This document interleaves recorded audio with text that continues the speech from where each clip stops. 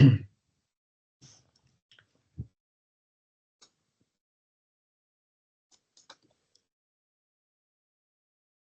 bien, on va élever nos pensées vers Dieu notre Père,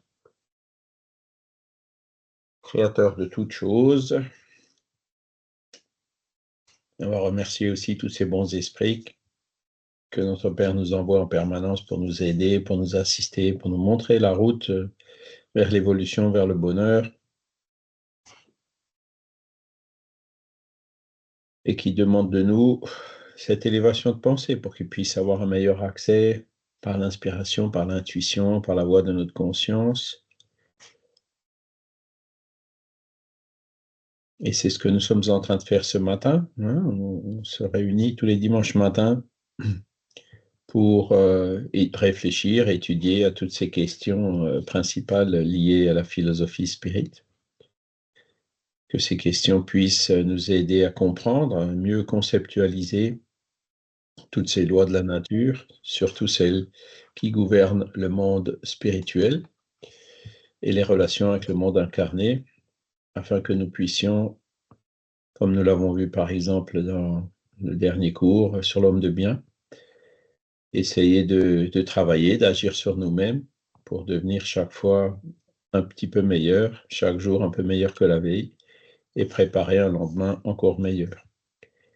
Et nous avons une pensée aussi pour les esprits qui peuvent être parmi nous, que ce soit des esprits familiers, amis qui viennent apprendre avec nous, ou que ce soit des esprits moins bien intentionnés sur lesquels nous appelons la miséricorde de Dieu.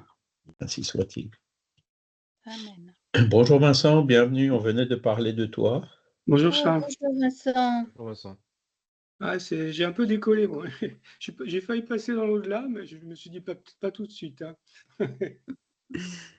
Eh bien, bienvenue, content que tu sois récupéré peut-être pas, mais au moins tu t'es laissé rentrer. Quoi. Ouais, non, ça va. J'ai perdu quand même beaucoup, mais bon, après, voilà, ça remontera, puis c'est tout. Ouais, puis après, bon, faut soigner un peu la prévention pour pas que ça se répète, quoi, pour éviter que ça se répète, et puis voilà. Alors, la conversation. Ah bah c'est Michel. OK. Alors, vous devez voir le programme à l'écran. Hein, donc, le 10 novembre, demain c'est le 11. Espérance et consolation, peines et jouissances terrestres et futures. Alors, c'est toujours que ce chapitre sur les expériences et consolations, il est assez intéressant parce que, entre guillemets, c'est une promesse pour le futur, vous voyez? Et puis les promesses, souvent, elles n'engagent que ceux qui les comment qu'on dit déjà? Que ceux qui les font, hein. Et donc, c'est beaucoup de nos raisonnements un peu pragmatiques aujourd'hui disent,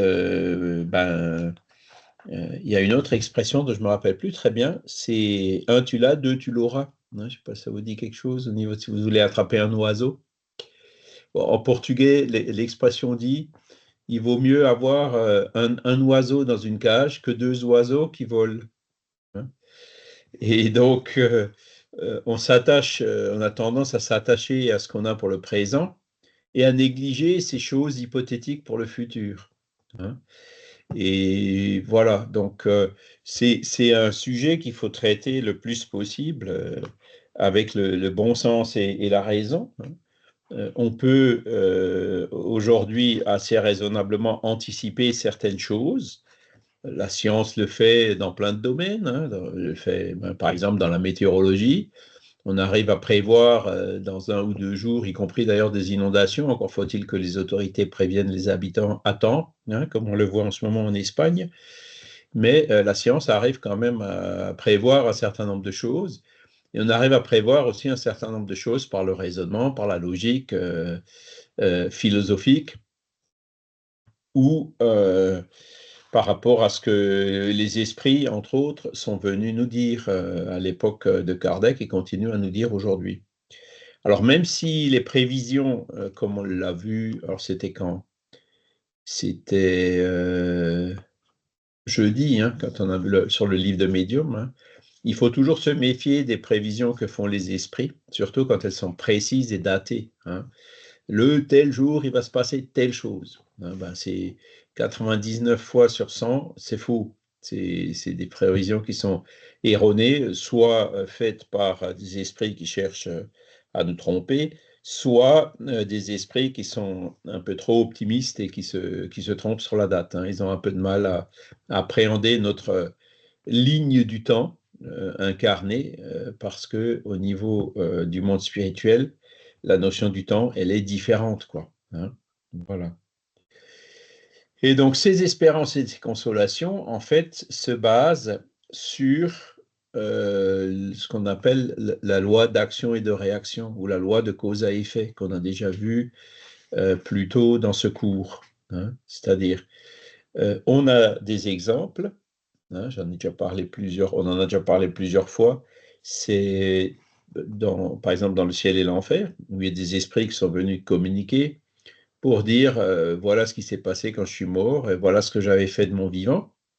Donc, par rapport à ce genre de témoignage, on arrive à se faire une idée de cette loi de cause à effet. Ah, ben, il a fait telle chose, et la conséquence qu'il a subie, ou dont il a bénéficié, hein, des conséquences positives, elle est telle ou telle. Hein. Et donc, en observant ces cas de façon répétée, en observant plusieurs des cas de chaque situation, on arrive à se faire une idée de cette loi de cause à effet, des choses qu'il vaut mieux éviter de faire si on ne veut pas se retrouver dans une situation difficile, ou des choses qu'il faut s'efforcer de faire si on veut se retrouver dans une situation plus facile.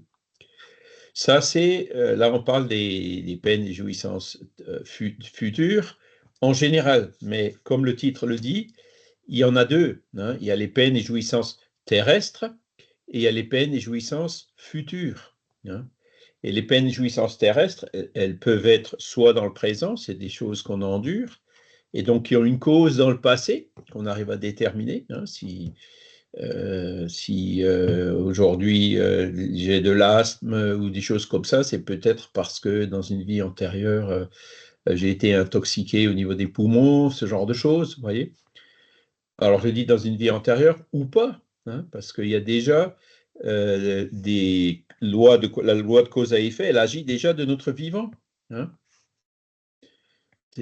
Mon père, il disait toujours, ouais, ça fait, parce que bon, il aimait bien la bière en tant que bon Alsacien, évidemment. Et bon, ben, il avait tendance à prendre un peu de trop, quoi. Hein. Même s'il n'a jamais été vraiment alcoolique. Mais il disait toujours, non, quand on lui disait, oui, fais attention, non, non, d'abord ça fait du bien, c'est seulement après que ça fait du mal. Et le problème, c'est, je lui disais de temps en temps, j'ai dit, mais fais attention parce que le après va finir par venir.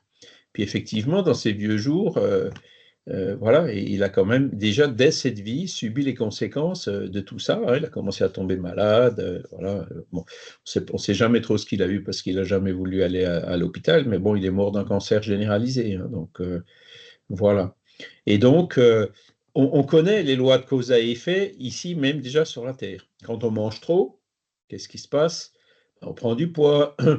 Il y a les genoux, les articulations, la hanche ou autre qui lâchent, hein, un peu plus tôt que prévu. Il y a le diabète qui risque de venir. Hein, c'est une maladie qui nous ronge de l'intérieur. Hein. Il y a le cholestérol et autres, hein, l'artériosclérose, enfin bref, tout ça, ce sont des choses qui sont connues. Hein. Quand on fume, pareil, les goudrons, la nicotine, les effets de la dépendance, c'est clairement marqué de façon assez brutale d'ailleurs sur les paquets de cigarettes aujourd'hui. Donc il y a des choses que la science a déjà déterminées.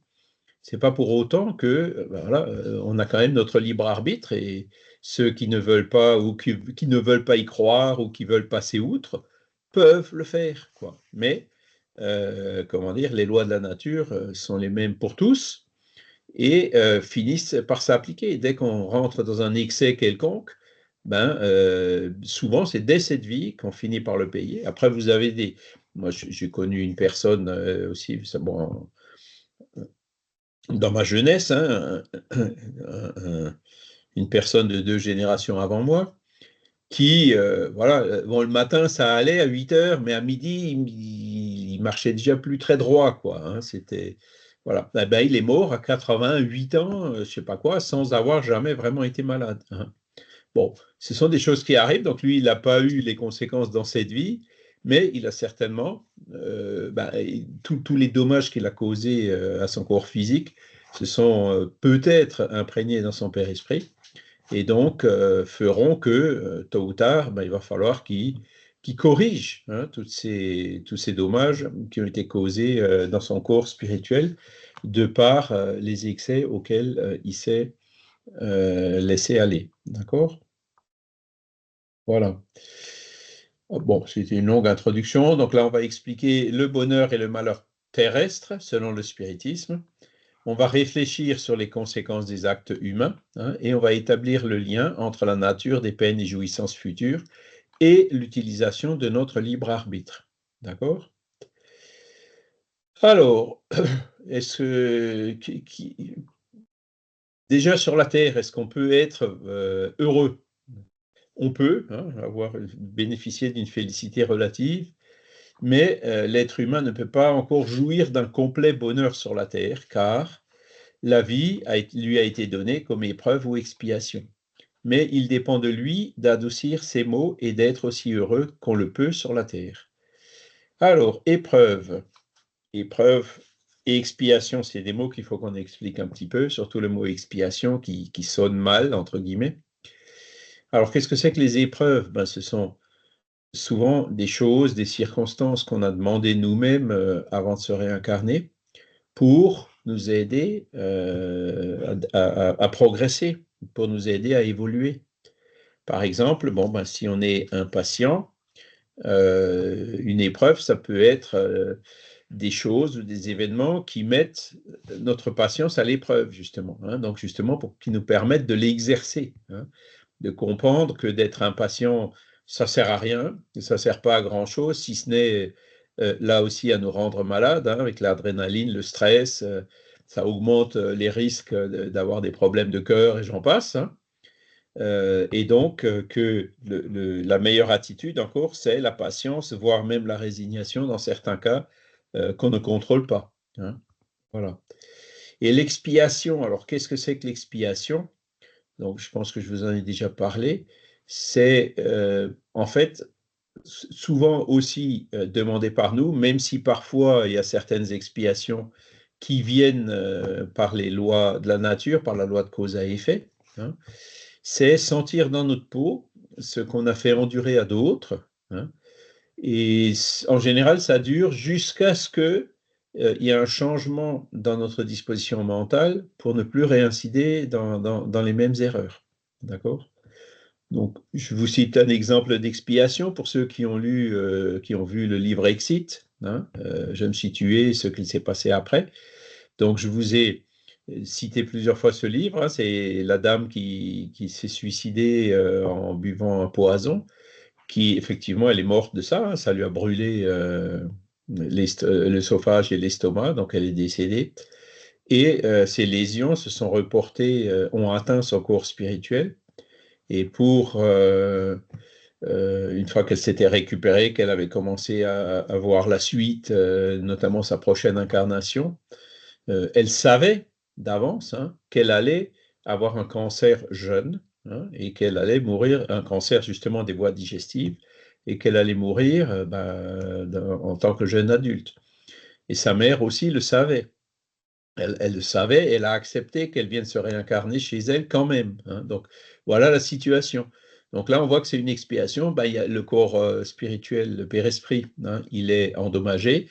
Donc, l'expiation, ça va être de passer par cette maladie qui nous fera sentir vraiment dans notre peau les dommages que peuvent causer un tel suicide et qui en même temps, en parallèle, permettent à notre corps spirituel de drainer les fluides dans un corps physique de façon à ce que le corps spirituel se restaure, de façon à ce qu'il guérisse. Vous voyez? Ça, c'est typiquement le genre de cancer qui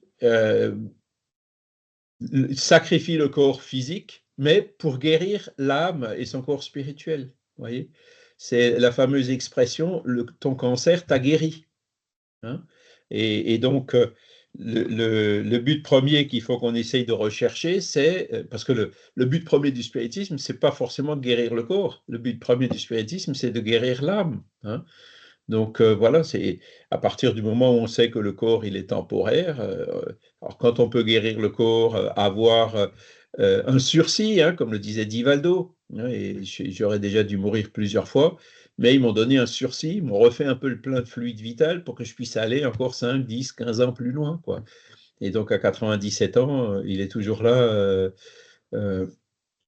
actif, alors plus à l'international comme avant, évidemment, hein, parce que le corps physique finit quand même par lâcher. Il a des problèmes de sciatique, de dos, enfin voilà, il ne peut plus se tenir debout, il est souvent en chaise roulante. Alors pour voyager en avion et puis crapahuter dans des salles, c'est pas évident. Mais il continue quand même dans le groupe, là-bas, il donne des conférences, il fait beaucoup de choses virtuelles, etc. Hein, et donc, il continue aussi à être, entre guillemets, le leader d'une immense œuvre caritative qui existe là-bas dans un bidonville à Brasilia. D'accord? Donc, on peut effectivement avoir prolongé. Il faut qu'on fasse tout ce qu'on peut pour profiter de ce corps physique qu'on a eu, pour pouvoir évoluer le maximum. Hein. Donc, c'est pour ça qu'il faut qu'on en prenne soin, autant que faire se peut, tout en étant conscient que un jour, tôt ou tard, un moment ou un autre, il va falloir qu'on le quitte. D'accord? On peut avoir des Jésus devant nous qui nous guérissent, qui nous ci, qui nous ça, mais à un moment donné, on va quand même mourir. Hein. Donc, il faut qu'on soit conscient de ça. Il faut qu'on s'y prépare, sachant que la mort, c'est plutôt à voir comme une libération qu'autre chose. Hein. L'esprit se libère du corps physique et pourra, donc, dans le futur, reprendre, se réincarner, quoi, dans un nouveau corps. Donc, être complètement heureux sur la Terre, là, ils disent que c'est impossible. Hein, voilà. On peut avoir un bonheur relatif, et ce bonheur relatif, il dépend beaucoup de notre état d'esprit. Hein. Le bonheur, il est à chercher à l'intérieur de nous et pas à l'extérieur. Hein. Comme je dis, c'est un état d'esprit. L'argent ne fait pas le bonheur, comme on dit. Hein. Beaucoup de gens s'efforcent, crapahutent pour amasser de l'argent, souvent beaucoup plus largement plus que ce qui est indispensable, de ce qui est nécessaire. Hein. Et voilà, est-ce que pour autant, en accumulant de l'argent, on est plus heureux? Non, hein, le bonheur ne dépend pas de ça. Alors évidemment, ceux qui manquent du nécessaire, voilà, c'est plus difficile, même si j'ai une photo, hein, c'est un petit garçon qui est dans un seau d'eau, hein, et qui fait un super sourire. Et puis la légende dit, il y en a qui sont qui sont heureux même avec le peu qu'ils ont.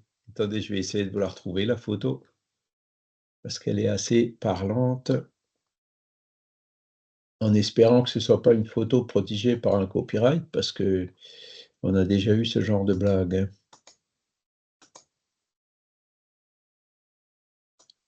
Voilà, il y en a qui sont heureux avec beaucoup moins que ce que nous on a, quoi. Et nous, même en ayant beaucoup de choses, souvent, on n'est pas heureux.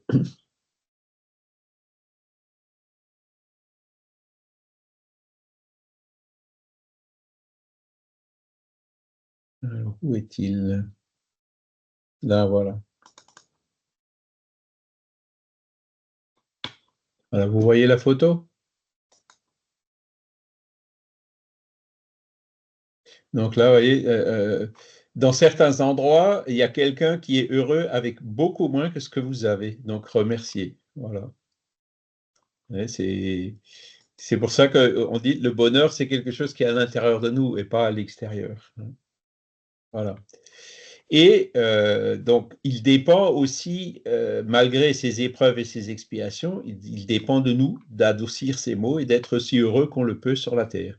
Donc, c'est tout à fait bien illustré par cette image, hein, que je viens de vous montrer. Adoucir nos mots, oui. Alors, déjà, il y a la médecine, hein, qui nous aide beaucoup. Et il y a aussi voilà, la manière dont on fait face aux difficultés et aux épreuves. Hein, je vous ai dit souvent, il y a des gens qui ont des douleurs mais qui ne souffrent pas, et il y a des gens qui souffrent même sans avoir de douleur. Hein. La douleur, on ne peut pas l'éviter, elle sera là. Hein.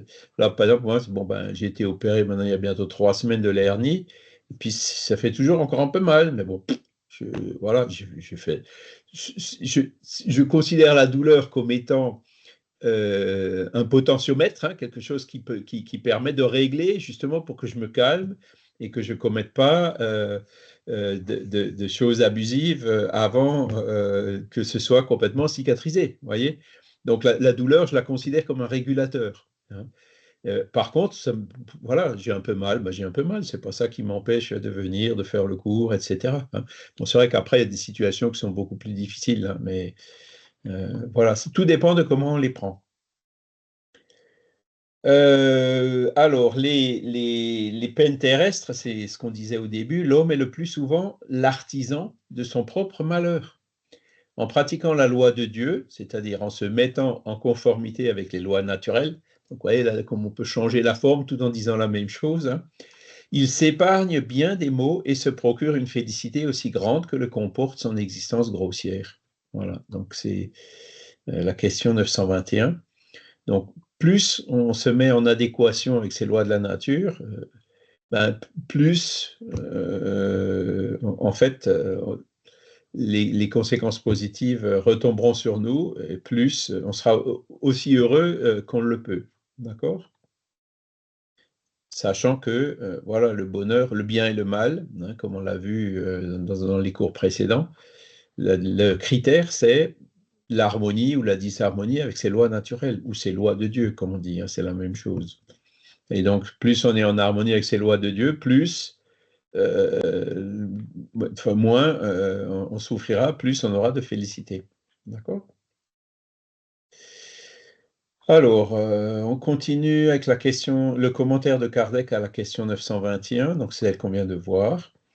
Nous sommes punis dès cette vie de l'infraction aux lois de l'existence corporelle, par les maux qui sont la suite de cette infraction et de nos propres excès.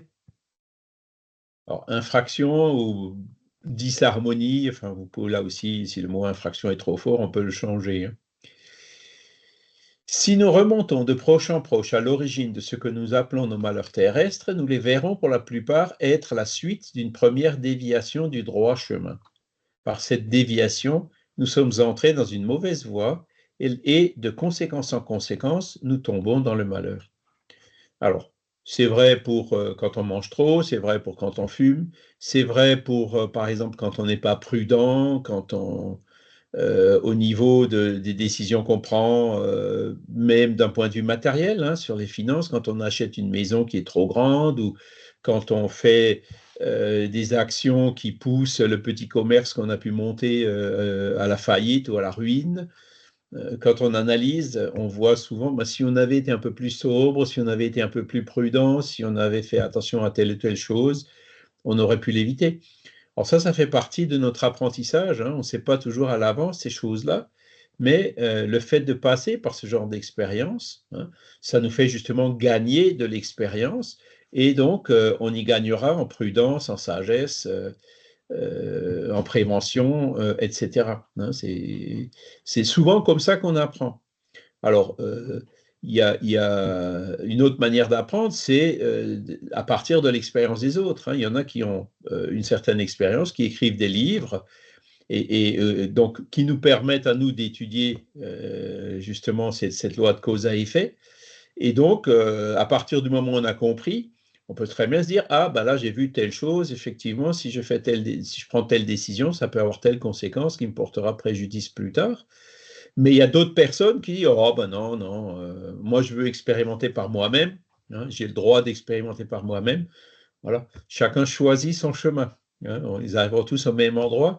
Certainement, le premier qui profite aussi de l'expérience des autres et qui ne veut pas toujours tout expérimenter par lui-même avancera plus vite. Hein.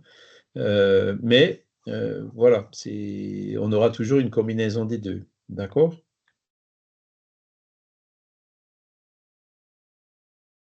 Alors, on continue. Question 941, toujours le commentaire de Kardec. L'homme charnel ou l'homme incarné, hein, plus attaché à la vie corporelle qu'à la vie spirituelle, a sur la terre des peines et des jouissances matérielles. Donc là, on parle du matérialiste, hein, l'homme charnel qui pense que aux choses matérielles, à son corps, à la sensualité ou autre. Hein. Donc, dès cette vie, il a des peines et des jouissances, évidemment, qui sont matérielles. Son bonheur est dans la satisfaction fugitive de tous ses désirs. Alors là, il y a un adjectif fugitive, oui, parce que, encore une fois, tout ce qui est matériel, ça dure un temps, mais ça reste.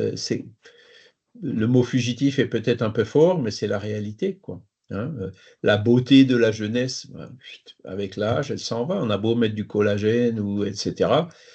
Ça finira, hein, voilà. Les rides apparaîtront, etc. Hein, c'est un exemple. Hein, et puis, comme on a vu, tout ce qui est matériel, vous voyez par exemple en Espagne, hein, avec ces inondations qu'il y a eu, vous pouvez tout perdre, vous perdre beaucoup de choses en quelque temps. J'ai encore vu hier soir, je crois, à la télé, les feux à Los Angeles et le gars qui était devant les ruines de sa maison en se disant, bon, maintenant, qu'est-ce que je vais faire, hein, voilà. Il avait une belle maison bien placée au bord d'une forêt avec une belle vue et tout, mais manque de peau. Voilà, c'est des endroits qui sont un peu sensibles aux incendies et avec le réchauffement climatique, les incendies se multiplient, etc., etc., etc. Donc, tout ce qui est matériel, bon, ça nous est donné en prêt.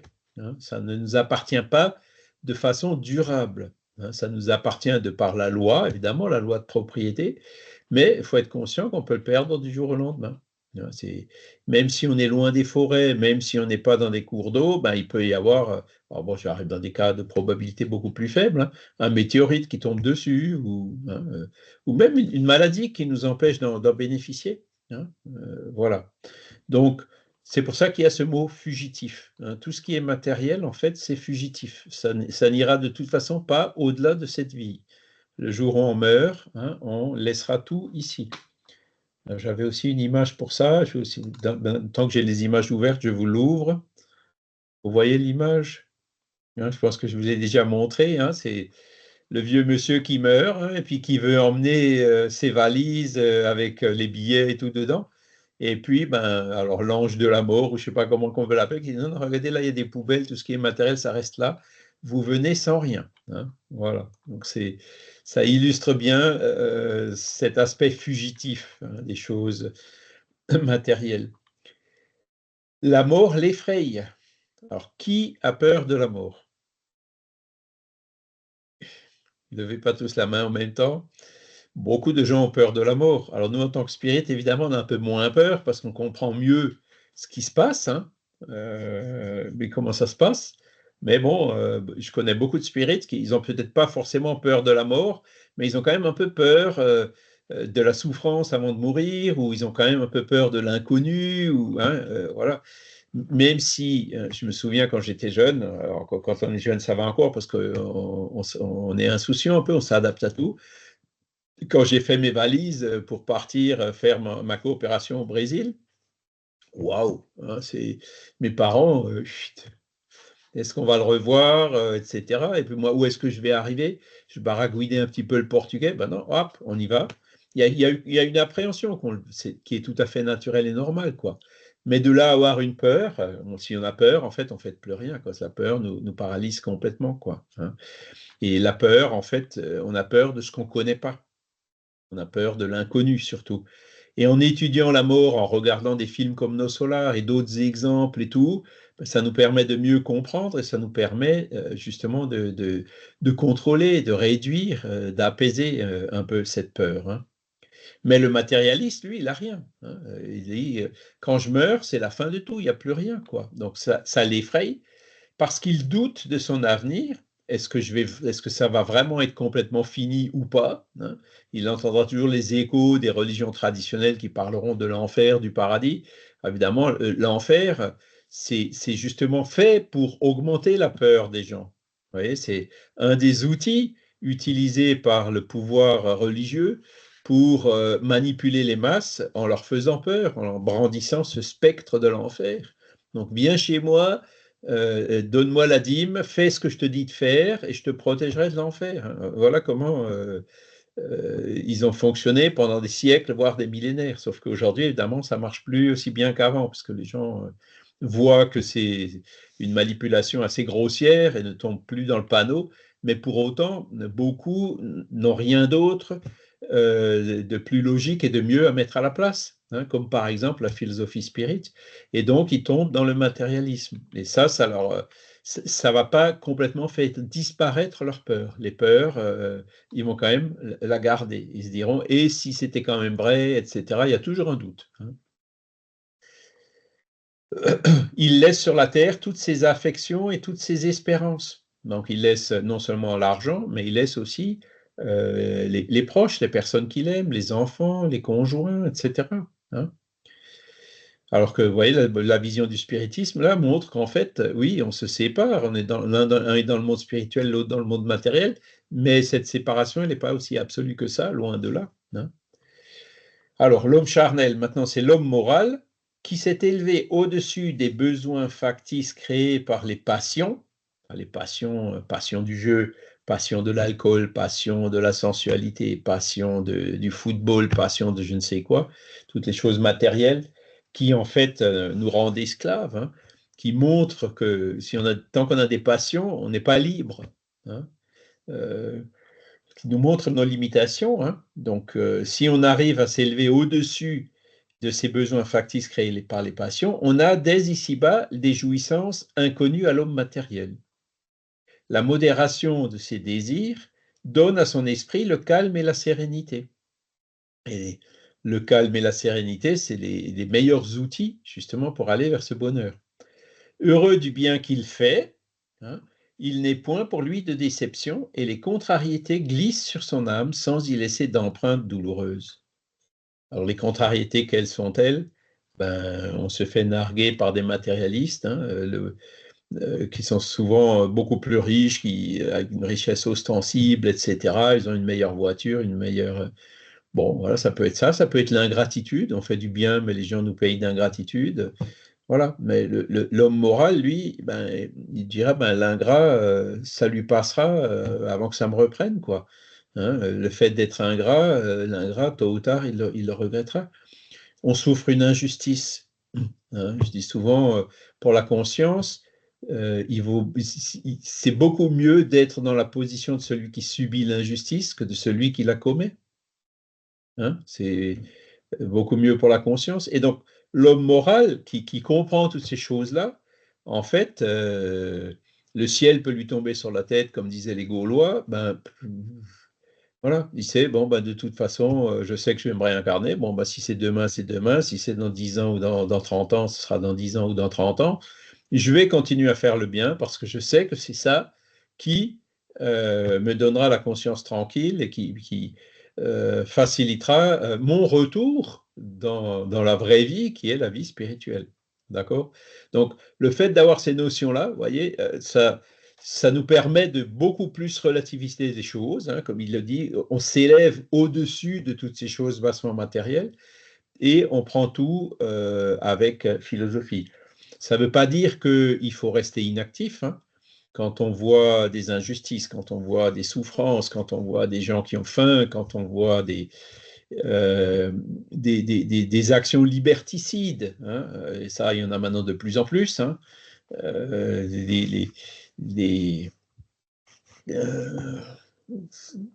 comment est-ce que je peux dire ça?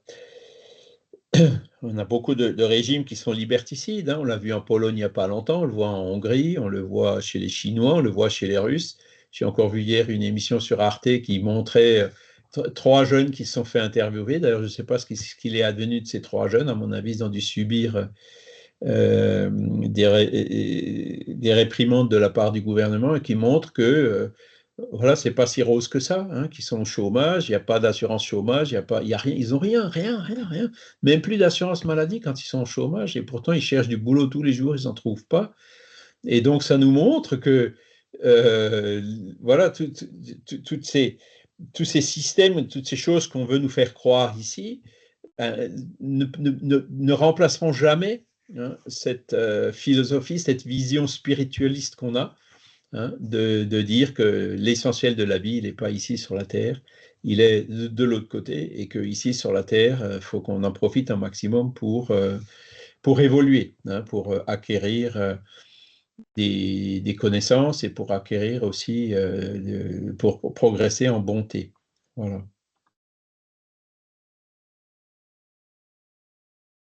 Donc, on voit la différence de vision entre le matérialiste et le spiritualiste. Et effectivement, si on arrive à relativiser toutes ces déconvenues qu'on peut avoir ici sur la Terre, mettez-vous par exemple dans la peau de quelqu'un à Barcelone, dont la maison ou le commerce a été inondé, dont la voiture a été emportée par les flots et tout. Comment réagir par rapport à ça? Alors, il y a une révolte qu'on a vue là, hein, ils étaient dans la rue hier pour dire c'est pas normal, même pas tellement pour les préjudices matériels, mais parce qu'il y a eu 200 et quelques morts, plus encore une centaine de portés disparus, hein, donc c'est quand même un bilan humain assez incroyable. Et donc, ils réagissent, ils vont dans la rue pour dire hop, maintenant stop, mettez. Alors, déjà que les responsables ou les inconscients se retirent, ce qui est tout à fait légitime, et surtout qu'on mette en place les moyens pour pas que ça se répète, pour que la prochaine fois qu'il y a une inondation comme ça, on soit prévenu à temps, qu'on puisse se mettre à l'abri, etc. Donc, vous voyez, euh, la résignation, ça ne veut pas dire ne rien dire, ne rien faire, dire bon, ben voilà. Non, tout ce qu'on peut faire effectivement pour prévenir que ces choses-là se répètent, il faut le faire, il faut agir, hein, comme je disais tout à l'heure. Alors, bon, malheureusement, ce qu'on voit en ce moment, enfin, moi, ce que je constate, c'est que il y a il y a une recrudescence de situations avec un risque réel de basculer dans des régimes autoritaires, voire des dictatures, hein. Ce qu'on a vu aux États-Unis récemment, comment est-ce que ça va finir? Je ne sais pas, mais bon, voilà, quand on écoute les individus en question, il y a un peu de quoi s'inquiéter, hein. C'est moi d'abord, hein, les autres, je m'en fiche, ce qui m'intéresse, c'est l'argent, etc. Il y a quand même un peu de doute à se faire, hein, avec, comment dire, déjà la main sur les réseaux sociaux, la main sur la presse, la main sur des canaux de télé pour les informations et tout. On sait très bien comment ce genre de truc se finit, hein. Il y a un livre qui existe, le manuel du parfait dictateur. Je ne sais pas si vous avez entendu, c'est un peu tout petit bouquin et qui donne toutes les recettes en fait qu'ils utilisent et qui fonctionnent d'ailleurs. Et c'est ça qui fait que ces régimes-là souvent durent très très longtemps, quoi, parce que voilà, la population ne réagit pas encore assez devant ce genre de choses. Voilà, ou c'est peut-être une question de maturité, quoi. Il faut attendre que la population évolue encore un peu pour que, voilà, elle se rebelle par rapport à ça, hein, par rapport à ce genre d'excès. Mais aujourd'hui, bon, je pense que c'est un risque qui existe, et puis même chez nous, en France, on a encore le risque d'un jour basculer dans un régime beaucoup plus autoritaire que ce qu'on a connu ces dernières décennies. Vincent? On peut le voir de différentes manières, cette élection américaine. C'est un homme, Donald Trump, qui a été élevé dans une forme de souffrance. Son grand-père et son père l'ont élevé en dépit du bon sens. Et il ne reflète que la souffrance qu'il y avait dans sa famille. Et les Américains sont aussi dans un état d'esprit qui est invivable. C'est-à-dire que nous sommes responsables de notre réussite jusqu'à un certain point. Et je pense que l'élection américaine ne reflète que la souffrance d'un peuple, que la souffrance d'une population qui n'a pas résolu ses problèmes personnels. C'est tout. Ah, tu as raison. Et pourtant, ce qu'on disait tout à l'heure, l'argent ne fait pas le bonheur, hein. Tu vois que les États-Unis, c'est, je crois, le PIB par habitant parmi les plus élevés du monde. Tu vois, c'est quand même un pays qui financièrement, enfin, relativement riche, hein. même si c'est peut-être, il y a peut-être, voilà, ils perdent quand même peut-être des Suisses ou autres, mais et pourtant, tu vois, il y a des souffrances, comme tu le dis, hein, et pourtant, même dans ces pays-là, il y a des gens pauvres. Il y a des gens qui ont du mal à acheter, à joindre les deux bouts, à acheter des aliments. Mais c'est assez insupportable vivre en Amérique, Charles, parce que c'est un pays où il faut tout se payer, quoi. Il faut se payer Voilà, sa retraite, il faut se payer ses son prestations assurance sociales, il faut maladie, tout. Et, et si malheureusement tu viens à perdre du revenu, tu ne peux plus euh, gérer ta vie c'est ça. sereinement, quoi. Et c'est des pays où le stress à l'existence est beaucoup plus élevé et la culpabilité, elle a été remplacée par la culpabilité, c'est-à-dire que à la place d'aider les gens, on les culpabilise, ce qu'on fait aussi chez nous, hein. C'est-à-dire Ouais. à la place d'aider un chômeur, on lui dit c'est de sa faute parce qu'il veut pas, parce qu'il est pas assez Il bien, ne veut quoi. pas travailler. Alors, Mais il veut pas il y en a, travailler. hein. Moi, je connais des chômeurs Non, mais qui sont chômeurs Charles, parce faut qu'ils ne veulent pas arrêter. travailler, mais ce n'est pas le Et cas général, tous ça. les chômeurs ne sont pas dans ce cas-là. Mhm. C'est grossier que d'être justement dans le jugement de l'autre. Et moi, je préfère qu'on entende la souffrance des gens, que ce soit en Europe ou en Amérique, hein, d'ailleurs. Alors, j'ai un ami qui, quand je travaillais quand je travaillais encore, hein, il était dans une filiale américaine, hein, qui faisait des chaudières. Et il avait 72 ans, quelque chose comme ça. Il travaillait encore sur des chantiers. Je lui demande, mais comment ça se fait que tu sois encore obligé de travailler? Bien, ben, tu sais, j'ai cotisé, hein, dans un fonds de retraite privé. Malheureusement, le fonds, il a fait faillite. Donc maintenant, si je m'arrête, j'ai rien. Alors, moi, je pose la question, hein, qu'est-ce que nous, on veut? Hein, c'est vrai que notre système, il n'est pas idéal non plus, mais il y a quand même des garanties de l'État, c'est quand même beaucoup plus solide que des fonds privés comme ils ont là-bas. Comme tu dis, tout s'achète, quoi. Et puis la santé aussi, ça s'achète, hein. Tu veux ça, tu payes ça, tu veux ça, tu payes ça, tu veux ça, tu payes ça, hein. Je l'ai vu quand j'étais en l'an 2000 aux États-Unis, j'ai chopé une appendicite là-bas, quoi. Je me suis fait opérer. Bon, alors j'ai eu la chance, je suis tombé dans un hôpital vraiment.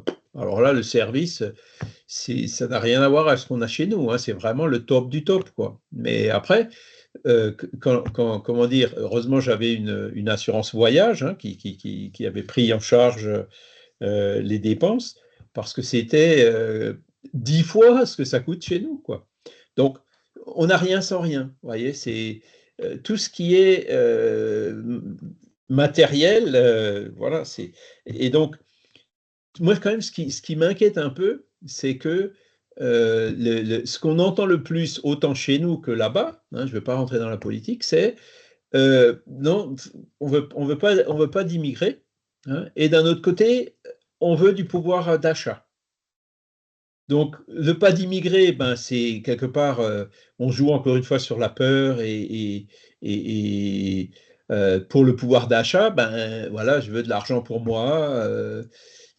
On joue sur l'égoïsme des gens, hein. On a Mais, tous un peu d'égoïsme en nous. mais Charles, Et c'est ça qui m'inquiète un petit peu parce que Charles, aujourd'hui, ouais. ben voilà, c'est ça, on voit que ce sont ce genre d'arguments qui sont décisifs pour les votes, quoi. Mais pourquoi tu répètes tes arguments, Charles? Parce qu'en fait, ce sont des arguments, les élites, comme tu dis, ont pris le pouvoir sur les médias. Et les sujets Ouais, qui sont à l'ordre du jour sont les sujets que les forces d'argent, les pouvoirs d'argent mettent sur la table. Mais ce ne sont pas les vrais sujets. c'est ça, ouais, ouais, c'est ça. Et donc, quand on y réfléchit, on se dit, mais punaise, où est-ce que ce genre d'attitude va nous mener? Est-ce que ça va nous mener vers le monde de régénération, hein? Moi, j'étais très sensible par exemple, les revendications des gilets jaunes et tout. Bon, bah, je comprends, hein. Je connais beaucoup de gens, des proches, qui sont dans des situations difficiles, donc je comprends tout à fait bien. Mais à un moment donné, les revendications sont devenues purement matérielles. Et c'est ça qui a fait que le mouvement a fini par s'estomper, quoi, hein.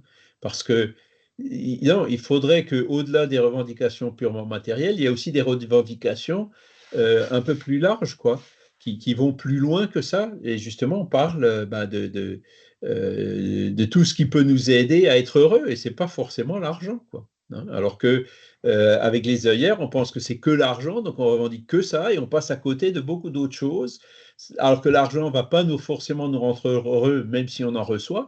Il y aurait d'autres choses qui pourraient nous rendre beaucoup plus heureux que tout simplement l'argent. Et c'est là où je regrette un peu que les revendications par rapport à ces autres choses, hein, par rapport à l'apprentissage, par rapport à la culture, par rapport à voilà, tout ce qui peut nous faire grandir et évoluer, celles-là, on ne les entend pas trop, hein, on n'entend que des revendications matérielles. Vincent? C'est de notre responsabilité, Charles, d'abord de permettre d'aborder les vrais sujets. La spiritualité fait partie des possibilités d'aborder les véritables sujets C'est de ça. fond, c'est-à-dire les besoins, quels sont les véritables besoins que nous avons chacun. Moi, je le vois, là, j'étais malade, j'ai été tellement entouré, j'étais gêné parce que tous les gens voulaient m'aider, ils m'appelaient, ils voulaient tous venir à la maison, aider tout, ma mère parce qu'elle est en difficulté chez moi. Et j'ai dit, c'est pas possible, vous pouvez pas tous venir à la maison. Parce que, en fait, je n'ai fait que recevoir ce que j'avais donné avant. Je donne beaucoup, moi, je suis quelqu'un qui donne beaucoup d'amour autour de moi, beaucoup de présence, beaucoup de disponibilité. Eh ben, je l'ai reçu par 10. Et Ouais. c'était gênant. C'était un peu gênant parce que c'est pas possible d'avoir des visites tous les jours à l'hôpital, c'est pas possible de voilà. Et j'étais très content que ma mère soit prise en charge. On lui a permis de me visiter parce qu'elle n'a pas les moyens de se déplacer. On l'a aidé à faire les courses, on l'a aidé pour tout. Et j'ai reçu beaucoup, beaucoup, beaucoup d'attention. Et ça m'a vraiment touché. Et ce qui est le plus riche, c'est pas le côté matériel, c'est pas le côté je reçois des pots de confiture, parce que j'ai reçu beaucoup de choses pour me remettre en état. Mais c'est le côté présence, quoi. Les gens étaient présents, ils ont appelé. Moi, j'étais pas trop en état pour répondre, mais c'était vraiment très fort. Et c'est le côté humain qu'il faut mettre en avant. C'est la présence Voilà. de nos amis, de notre entourage, de nos proches. Et ça, c'est ça notre richesse. Et donc là, tu donnes vraiment un excellent exemple, hein, voilà, on récolte ce qu'on a semé au centuple. Tu as dit 10 fois, hein, non, dans l'évangile, on dit au centuple, quoi. Et voilà des clés, des voies pour le bonheur, hein, alors, des ingrats, il y en aura toujours, mais bon, passons outre, hein, voilà, ça leur passera avant que ça nous reprenne. Mais à côté de ça, c'est vrai qu'il y a déjà beaucoup de choses qui sont belles, qui sont merveilleuses, et on se rend compte dès cette vie, hein, de la réaction par rapport à tout ce qu'on a pu faire. Et c'est vrai que dans ces moments-là, comment dire, on récolte dès cette vie les bienfaits de tout ce qu'on a pu faire, de tout ce qu'on a pu semer. Voilà, c'est émouvant, c'est touchant. Donc ça nous encourage à dire, allons dans ce sens, hein. Alors, d'où vient à l'homme le sentiment instinctif de la vie future? Alors là, il parle d'un sentiment instinctif. Alors le matérialiste, il dit: «Non, le futur, c'est le néant», hein, mais vous montez dans la préhistoire, enfin partout, dans tous les âges de l'humanité, vous trouverez des gens qui croiront à la vie après la mort, qui auront ce sentiment de la vie future, au point qu'il dit: «C'est un sentiment instinctif», c'est quelque chose qu'on a en nous-mêmes, hein. Alors la réponse, elle est très, très simple et extrêmement logique. Avant son incarnation, l'esprit connaissait toutes ces choses et l'âme garde un vague souvenir de ce qu'elle sait et de ce qu'elle a vu dans son état spirituel. Pourquoi est-ce qu'on a ce sentiment instinctif de la vie future? Mais parce qu'on en vient. Quand on se réincarne, on en vient. Donc forcément, il y a quelque chose en nous, même si on ne se rappelle pas, il y a quelque chose en nous qui nous dit: «Bah oui, tu es venu de là-bas», hein. Alors, c'est parfois, après, c'est notre aveuglement, notre orgueil, notre entêtement qui fait que on rejette ce sentiment instinctif et c'est dommage, hein. C'est dommage parce que voilà, on en vient, on l'a vu. Et c'est ça aussi qui explique quand vous voyez quand vous écoutez les témoignages de personnes qui ont fait une expérience de mort imminente, hein, il y en a qui sont là et qui disent: «Mais moi, je doute plus, je l'ai vu». Donc moi, il n'y a plus de doute là-dessus et c'est ça qui fait que la personne, elle change complètement.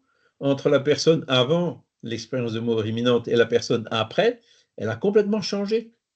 Mais ce n'est pas le cas général. Il y en a qui, après, sont comme avant, quoi, hein, voire même qui recommencent encore pire.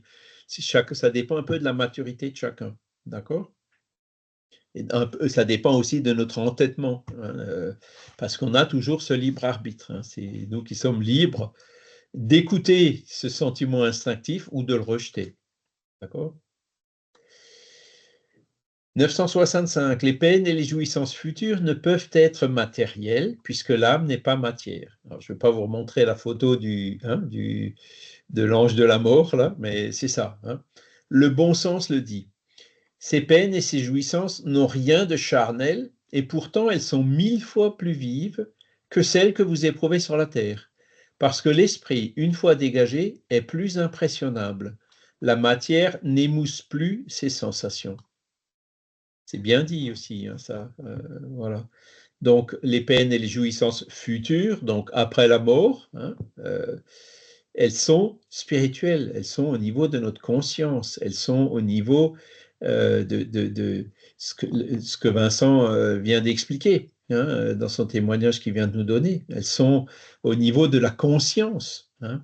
Léon Denis il va plus loin en disant notre conscience, c'est notre bourreau ou notre juge, hein. Euh, donc, quand on fait le bien, le fait de partir en ayant bonne conscience, hein, la conscience tranquille, ben voilà, hein. Si on part quand on n'a pas la conscience tranquille, bon ben, on peut avoir des exemples. Regardez Nos Solars, vous lisez le livre Nos Solars, hein, voilà, il est parti, il n'avait pas la conscience tranquille, il était un peu inconscient, il abusait des choses matérielles et tout, et puis il s'est retrouvé là-bas, quoi. Même si plus tard, il a compris. Et c'est ça qui est beau dans le livre et dans le film, ça montre comment il change, comment il comprend, quoi, comment il descend de son piédestal, hein. Comment de l'ancien médecin, hein, dans comment ils appellent ça, les chambres de régénération, là où ils accueillent ceux qui récupèrent dans le seuil, comment de vouloir jouer au médecin, hop, il a pris le balai pour enlever la poussière, hein, vous voyez? Et c'est ça, ce sont ces choses-là, hein, que beaucoup plus heureux avec le balai en enlevant la poussière qu'en essayant de jouer au médecin alors qu'il n'en était pas capable, hein. Voilà, se satisfaire de ce qu'on a, travailler à progresser, etc. Et donc, tout ça, c'est pas matériel, hein. Tout ce qui est matériel, il va falloir qu'on le laisse un jour. Alors, euh, j'ai un ami, un Brésilien qui habite au Japon, il utilise le garage, hein. Il dit, mon garage, il est plein de choses, j'arrive même plus à rentrer ma voiture. Il y a plein de choses inutiles que j'accumule dans le garage, hein. Alors, il a réussi à vider son garage. Le problème, c'est que, alors il a changé de maison, maintenant il est dans une autre maison, il dit, ben, maintenant c'est mon bureau, j'accumule des choses dans mon bureau. Puis moi, je vois des tas de papiers ici qui commencent aussi à m'inquiéter un peu. Donc, il faudrait que je fasse un petit peu le ménage, ou alors les livres, etc., hein, essayer de voir, d'en faire une application un peu plus utile que de les garder sur des étagères à prendre la poussière. Voilà le genre de réflexion qu'on peut avoir en se disant, voilà, si ça se trouve, demain, hop, il y a quelque chose qui pète là-dedans, ou voilà, un accident quelconque, et je peux être de l'autre côté, quoi. Mais après, qu'est-ce que ça va devenir tout ça? Ben, c'est les survivants qui, voilà, souvent ne s'intéressent même pas à ce que je fais, hein, voilà. Je me souviens de Roger Pérez, hein, quand je suis allé à son enterrement, j'ai vu enfin son neveu, quoi, son héritier. Et il me disait, ben écoute, on va vendre l'appartement, il faut le vider, il y a encore plein de livres, je vais les mettre à la benne. Alors, j'ai dit, est-ce que je peux venir voir les livres avant que tu les mettes à la benne? Ben, je suis revenu avec une voiture pleine à craquer de livres et de revues, quoi, hein. Donc c'est là où vous voyez comment les choses se passent, hein. Où sont les archives de Léon Denis, hein? Elles étaient dans un groupe à Tours, et d'après les personnes qui ont survécu à la dissolution tout a été jeté, hein. Les gens ne savent pas ce que c'est du papier, et hop, boum, hein. Donc voilà, c'est tout ce qui est matériel, il faut bien se dire que ça passera. Voilà. Alors que si on le dématérialise, c'est ça l'encyclopédie Spirit, c'est un peu ça, hein. On dématérialise et on en fait profiter tout le monde, quoi, le monde entier. Et on essaie de le mettre sur des plateformes. Je ne sais pas quelle est la durabilité de tous ces méga stockages à droite à gauche. Moi, je sais que même si je mets des choses sur un cloud, comme on dit, hein, j'ai toujours un disque dur ou deux qui sont à côté, dans lesquels de temps en temps je fais une copie.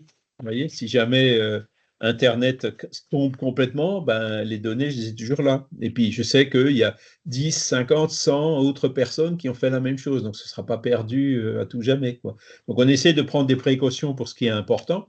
Et puis, ce qui n'est pas important, ben, il faut, voilà, tout ce qui est superflu, il faut travailler dès maintenant à s'en défaire. Hein. Vincent? Charles, tu peux perdre tous les livres du monde. Par contre, tous les dimanches matins qu'on a passés ensemble, c'est des moments que tu ne perdras jamais. Ouais, ben, ça reste dans les mémoires. Merci, Bien Vincent. sûr. Ça reste aussi, ben, c'est enregistré, hein, c'est sur YouTube. Alors, je ne sais pas si YouTube, pour l'instant, même ce qu'on a enregistré il y a 10 ans, c'est toujours là, quoi.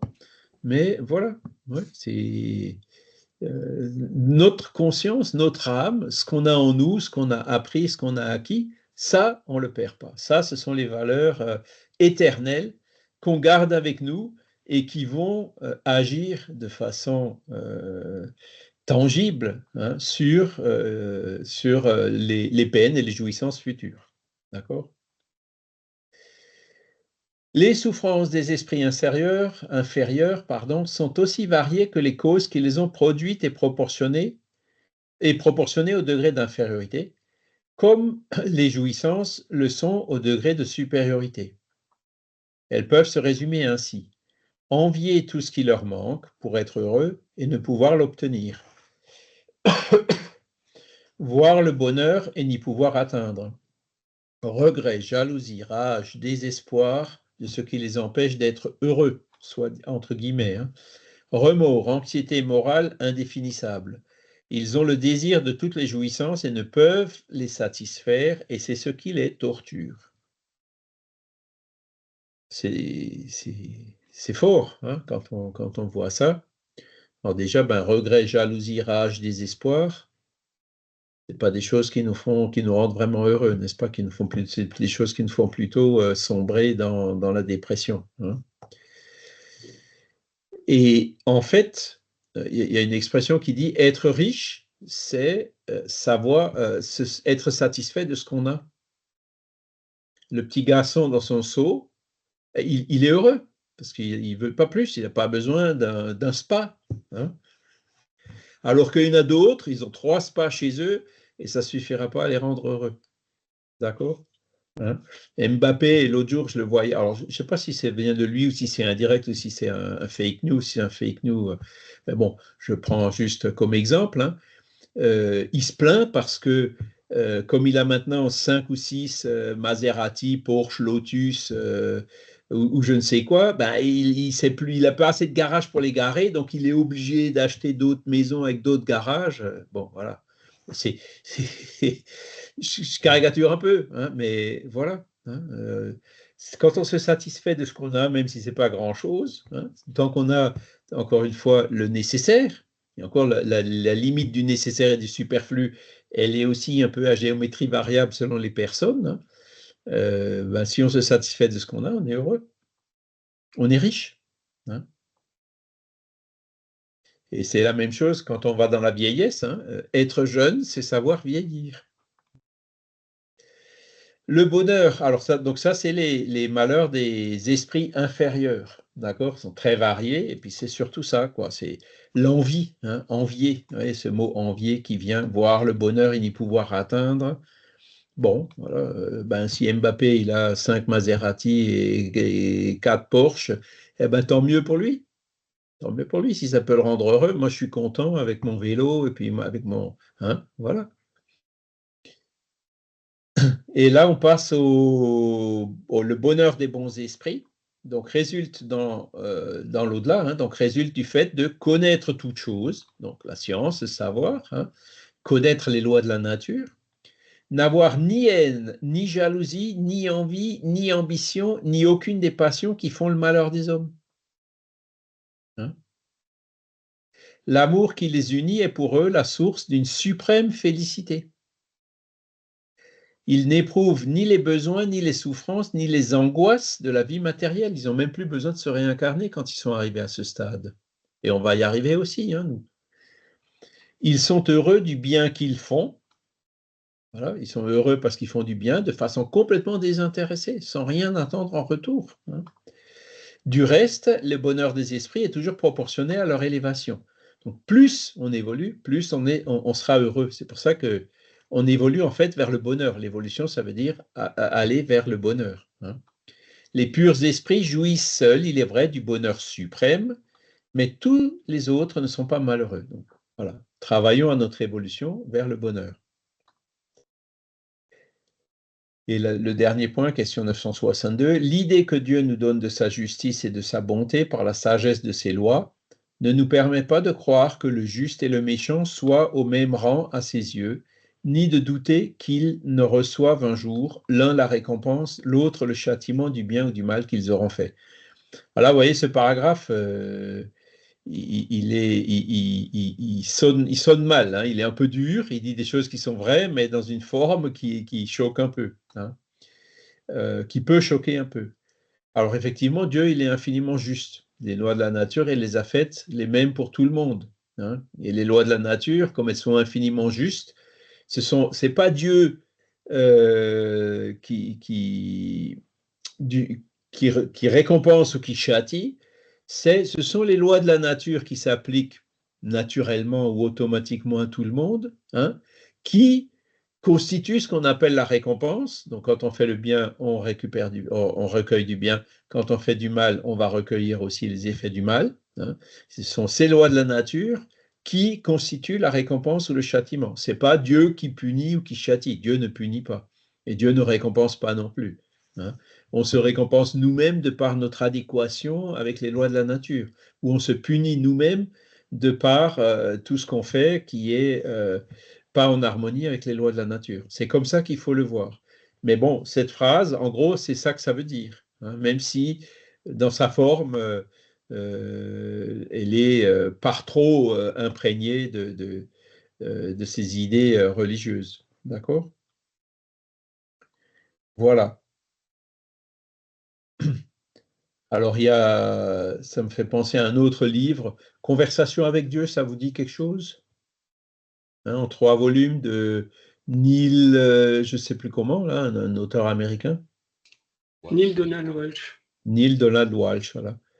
J'avais commencé à lire le premier tome, mais bon, j'ai pas réussi à aller très loin. Mais j'ai un ami qui l'a lu jusqu'au bout, et puis qui m'a rapporté des choses du genre, il écrit que Hitler est au paradis. Voilà, des choses qui choquent un peu comme ça, quoi, hein, et qui contredisent un peu ça, hein. Est-ce que la personne qui a vraiment fait le mal est traitée, entre guillemets, par les lois de la nature de la même manière que ceux qui font le bien?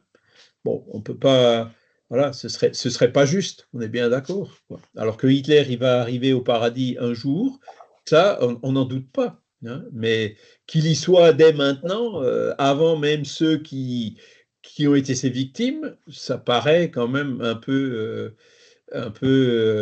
comment dire, osé d'écrire ou d'affirmer des choses comme ça, quoi. C'est un peu un style journalistique qui fait qui met un peu en doute toutes ces notions qu'on voit ici, hein, de cette justice de Dieu.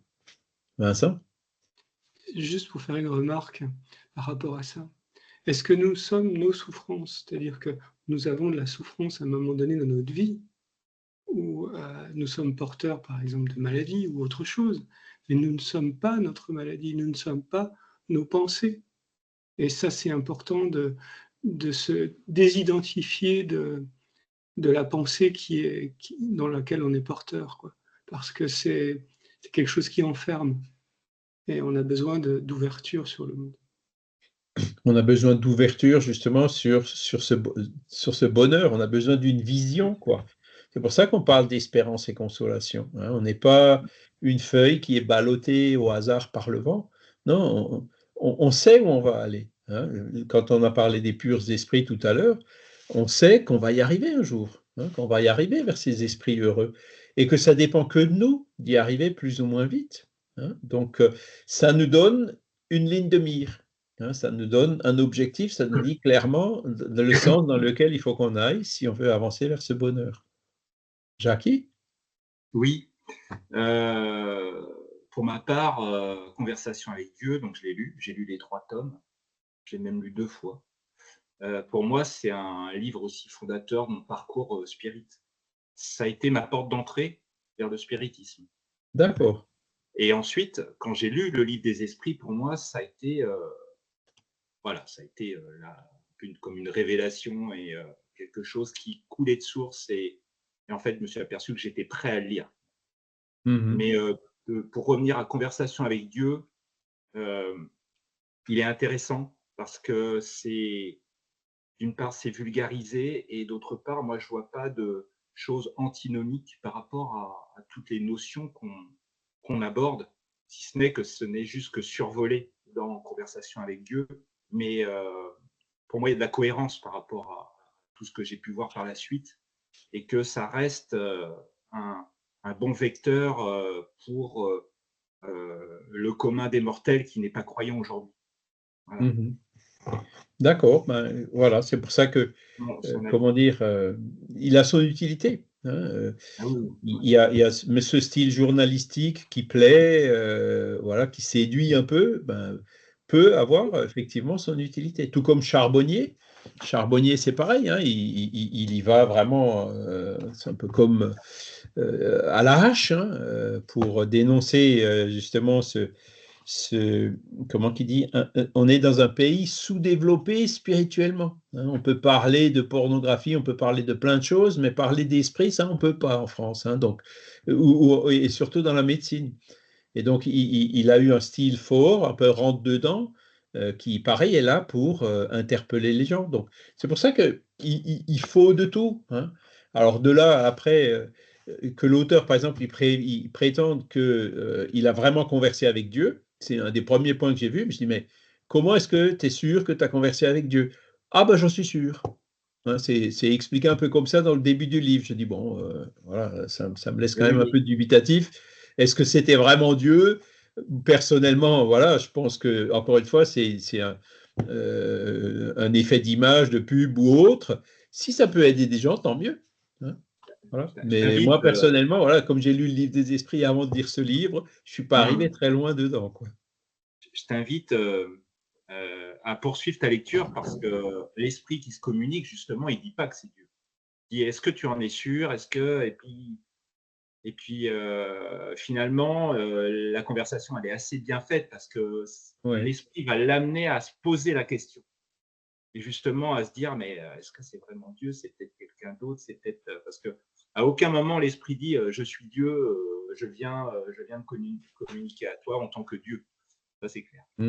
Enfin bon, c'était assez ambigu au début du livre. Hein. Mais ce n'était pas l'esprit qui parlait, c'était l'auteur lui-même qui parlait. Voilà. Hein. Vincent? Juste pour faire une petite remarque, c'est des livres qui font du bien. Moi aussi, je les ai lus les 3 plusieurs fois. Et c'est des livres qui aident à mettre sa vie en perspective. Ça aide à comprendre certaines choses de la vie, quoi. Et ça fait beaucoup de bien. Par exemple, quand il se marie, il explique qu'en fait, il n'enferme pas sa femme dans le mariage, il la laisse libre. Et il y a tout un texte autour du mariage qui est très chouette. Il y a beaucoup de sujets qui sont abordés. Et souvent, c'est ces sujets, mais pourquoi il y a de la souffrance dans le monde? Quel sens a la souffrance qui est dans ce monde? Et c'est vraiment des sujets qui traversent toute la pensée de notre population. Et ça fait du bien. C'est des livres qui font beaucoup de bien. Faut Je le vais dire, peut-être le reprendre. Moi, je lisais ça en été, quand j'étais au camping, tranquille, ça me détendait, ça me permettait d'être bien dans ma vie, tout bêtement. Ouais. J'ai bien aimé aussi. Il n'y a pas que ce livre-là, il y a d'autres livres qui font du bien aussi. Les lois spirituelles de Vicente Guilherme, et qui sont aussi, alors, qui est plus court, qui est plus compact. Tu nous avais envoyé le lien, oui. Ouais, qui va beaucoup plus loin dans la réflexion sur ce que c'est que l'égoïsme, par exemple, parce que et ce que c'est que l'amour inconditionnel. Derrière l'égoïsme, il y a aussi l'amour inconditionnel qu'on peut d'abord s'accorder à soi-même et qui est souvent les gens entendre par amour inconditionnel, relation amoureuse inconditionnelle. Mais ce n'est pas du tout ça dont il est question. C'est d'abord s'accueillir en tant qu'individu et accueillir sa souffrance quand sa souffrance résonne par rapport à une personne qui est aussi elle-même en souffrance. C'est apprendre à grandir spirituellement. Et c'est ce livre des lois spirituelles de Vincent Guilherme est très chouette, quoi, parce que c'est aussi un truc complètement bizarre, puisqu'en fait, il entre en relation dans des voyages astraux avec un guide spirituel qui lui explique en fait quelles sont les lois spirituelles de ce monde, quoi. Et c'est très chouette. Il y en a un autre que j'ai pas encore réussi que j'ai pas encore acheté, qui est cité beaucoup par Philippe Guillemont dans ses livres. Il parle beaucoup de Gita Maharaj, dialogue avec l'ange. Mais voilà. Alors lui, donc Guillemont, il a beaucoup aimé ce livre, il le cite beaucoup dans ses livres. Il cite aussi le livre des esprits. Par contre, le livre des esprits, ça l'a pas. Voilà, il le cite, mais il n'en parle pas plus. Donc, qu'est-ce qui s'est passé? Est-ce qu'il l'a lu? Est-ce qu'il a compris? Est-ce qu'il n'a pas compris? Il n'y a pas eu l'effet que Jackie nous a dit, quoi, hein, d'y retrouver quelque chose de logique, hein, de rationnel, pour abonder dans le même sens. Par contre, le Gita Malas, j'avoue que je ne l'ai pas lu. J'ai vu qu'il y a plusieurs livres de lui. Bon. Voilà, donc, voilà, c'est... Pour continuer à citer Philippe Guillemont, il dit « Le futur est déjà réalisé ». Oui, c'est vrai, le futur est déjà réalisé. Dans le futur, on sera heureux. Hein, donc ça, on le sait. Hein, c'est quelque chose qui... Alors après, où, quand, comment, dans ce qui parle de l'arbre de vie, on passera par quelle branche, etc. Bon, ça, on ne sait pas. Ça, c'est dans le détail, ça dépend de notre libre arbitre. Mais on sait que dans le futur, on ira vers ce bonheur. Hein, c'est comme ça que j'interprète cette façon de dire donc, que le futur est déjà réalisé, que le futur influe sur le présent.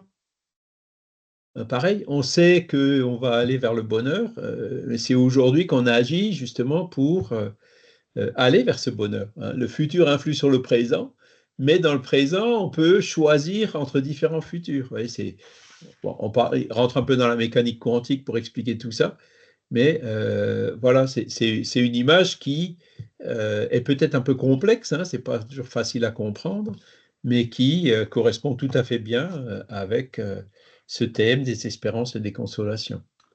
Voilà. Est-ce que vous avez des questions encore ou des remarques?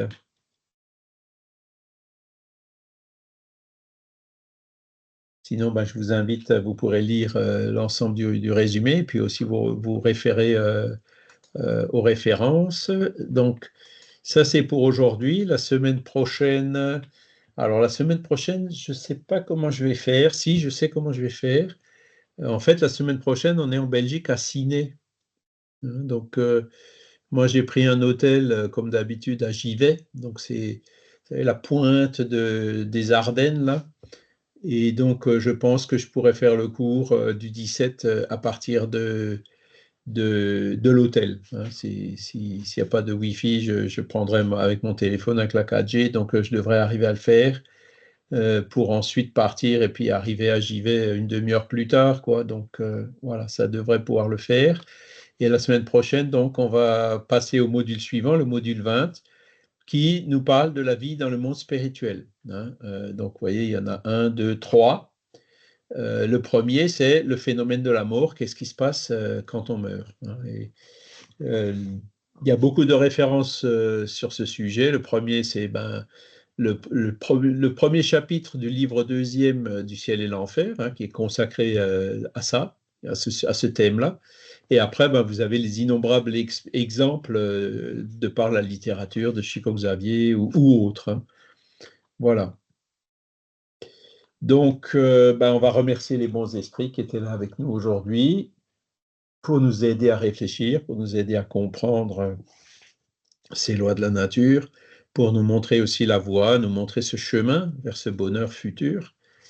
Futur, certes, mais certain. Hein. Donc, et que montrant aussi quel est notre rôle qui est de travailler, de s'affranchir de toutes ces passions, de ne pas donner plus de valeur que nécessaire aux choses matérielles, d'anticiper un peu justement ces valeurs spirituelles, hein, la bonté, faire le bien, pour que nous puissions avancer vers ce bonheur qui nous attend. Voilà. Merci à tous. Je vous souhaite un excellent dimanche, une excellente semaine, et puis je vous dis à bientôt. Merci Charles. Merci Charles. Bon dimanche à tous. Merci beaucoup. Merci beaucoup. Au revoir tout le monde. Merci beaucoup. Au revoir Charles, merci. Prenez soin de vous. Au revoir.